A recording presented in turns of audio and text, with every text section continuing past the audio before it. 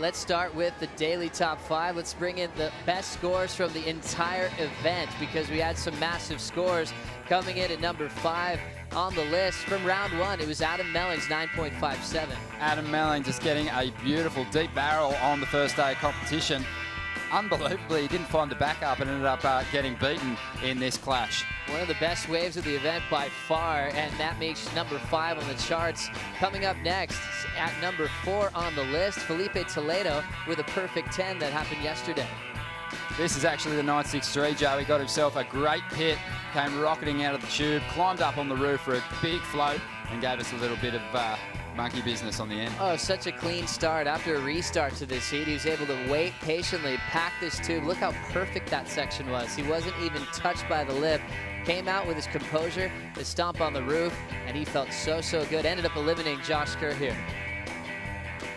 For a couple of years in a row now, we've seen a lot of barrel rides here at Barra de Tijuca. This is Geordie Smith and a couple of 9.77s in the event. Have a look at this thing. Geordie packing the tube. Malling was deep on that one, but Geordie was able to capitalize on his positioning, drilled that inside section, and then got a 9.77. Another 9.77 went to Josh Kerr here. Yeah, this was in the second round. Beautiful big frontside air reverse. One of the standout maneuvers of the entire contest. Backed it up with a big end section crack. Clean little blast there for Kersey as he was an event favorite. Down the beach is Sebastian Zietz, who also got a 9.77 for that effort on his back end. Clean composure, blasting it on the inside corner. He had an all-star performance here in Rio. And then at number 2, Kelly Slater. What a couple of standout heats he had in this contest. 9.97, near perfect score. Look how deep he was. Came out behind the spit, and there's just a little discrepancy because he didn't really stomp that reverse and left him out of the perfect 10 score. Really deep tube, as deep as you could get, and I would have loved to have seen that one stamped a 10-point ride. Oh, clean wave right there for Slater. He was so dynamic in that heat, eliminating so many guys along the way. Coming in at number 1 on the list, we might have a few of these guys getting these perfect 10s. Let's start with Geordie's.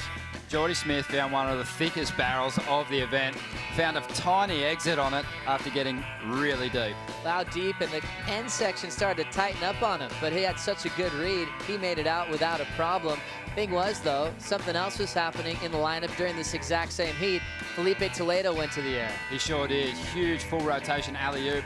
Landed pointing down the line and just whipped it into an air reverse straight away. One of the best air combos we've seen in a long time, and he did it to be effective in that class to send Geordie to round 5. Another perfect 10 happened early this morning. It did, right in the quarterfinal. Number 2, it was Gabriel Medina just shuffling back after a beautiful barrel on his board and taking to the sky. Oh, such a clean barrel. Perfect exit and right into a big loft off the top. Comes in at a perfect 10 to top the list of our best waves of the entire event.